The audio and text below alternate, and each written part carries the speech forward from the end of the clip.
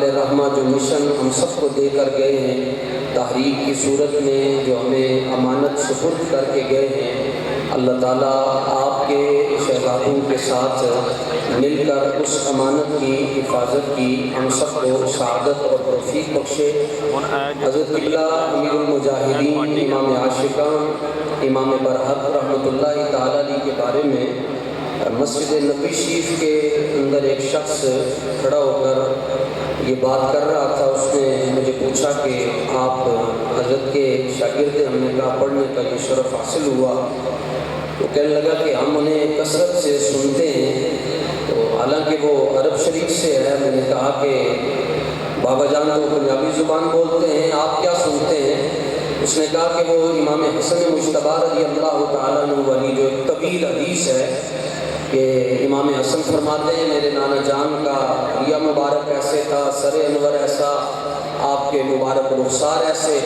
کہنے لگا یہ حدیث ہم کثرت سے سنتے ہیں اور یہ شمائل کا حصہ ہے یہ حدیث، اور مسجد نبوی شریف میں یہ حدیث پڑھائی جاتی ہے۔ تو لیکن ایک فرق ہے، اس نے کہا جو ہمارے اساتذہ پڑھاتے ہیں اور جو حضرت شیخ خادم حسین الرضوی رحمۃ اللہ تعالیٰ علیہ بیان کرتے ہیں اس میں اور ان میں ایک فرق ہے۔ میں نے کہا کیا فرق ہے؟ وہ کہنے لگا کہ انہوں نے شمائل ترمذی سامنے رکھی ہوتی ہے اور اس پہ لکھا ہوتا ہے کان رسول اللہ فخما مفخما یتلالو وجہہ تلالو القمر۔ تو یہ ہمیں کتاب سے دیکھ کر بتا رہے ہوتے ہیں کہ فخم کا معنی یہ ہے، مفخم کا معنی یہ ہے، تو ہم سنتے جاتے ہیں، یہ بیان کرتے جاتے ہیں۔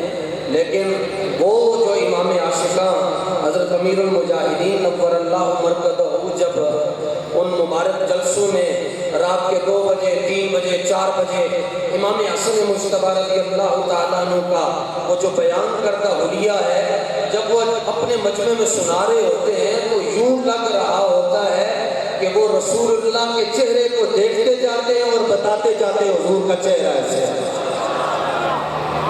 اب جس کو یہ بات سمجھ آئی ہے، یقیناً آپ حضرات صبح سے لے کر ابھی تک بیٹھے ہوئے ہیں، تاجدار ختم نبوت کا نعرہ بھی لگا، لبیک کا نعرہ بھی لگا، منصب نبیًا کا نعرہ بھی لگا، لیکن جن کی برکت سے یہ ساری باتیں ہمیں سمجھ آئی ہیں، آپ مست ہو کر ان کا نعرہ لگائیں آج بھی ساڈے بابا جی دی۔ اور آخری بات یہ عرض کرنا چاہتا ہوں کہ آپ حضرات بھی سوتے بھی ہیں، جاگتے بھی ہیں، لیکن کبھی امیر محترم اور اکثر امیر المجاہدین کی زندگی پر غور کریں۔ بلا مبالغہ یہ بات عرض کر رہا ہوں، کس کا دل نہیں کرتا کہ عشاء کی نماز پڑھ کے سو جائے، لیکن تحریک لبیک یا رسول اللہ کا کوئی ایک عزم نہیں ہے، کوئی ایک مقصد نہیں ہے۔ برما، فلسطین، کشمیر، چیچنیا، پوری امت مسلمہ کی نمائندگی کے لیے اگر اللہ نے اس تحریک کو چنا ہے، کبھی سوچئے گا کہ یہ آرام کب کرتے ہیں، تو اس کا جواب آپ کو نہیں ملے گا۔ اقبال قلندر لاہوری نے اس کا جواب یوں دیا کہ روح را جز عشق او آرام نیست، روح را جز عشق او آرام نیست۔ اقبال کہتا ہے کہ اگر اس روح کو آرام ملتا ہے تو وہ مصطفیٰ کی غلامی کی وجہ سے ملتا ہے۔ تو آپ سے میری درخواست یہ ہے، اس گئے گزرے دور کے اندر اللہ تعالیٰ نے یہ عظیم تحریک ہمیں عطا فرمائی ہے، تو آنکھیں بند کر کے اس تحریک پر اعتماد کریں، کیونکہ فلسطین کا مسئلہ بھی اسی تحریک نے حل کرنا ہے، بیت المقدس کا مسئلہ بھی اسی تحریک نے حل کرنا ہے، اور پاکستان کے اندر حضور کے دین کو تخت پر لے کر آنے والی بھی یہی عظیم الشان تحریک لبیک یا رسول اللہ ہے۔ ہمارا جینا مرنا اس تحریک کے ساتھ ہے۔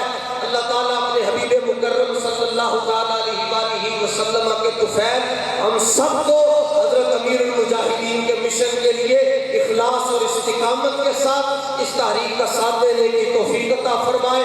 آج بھی ساڈے بابا جی دی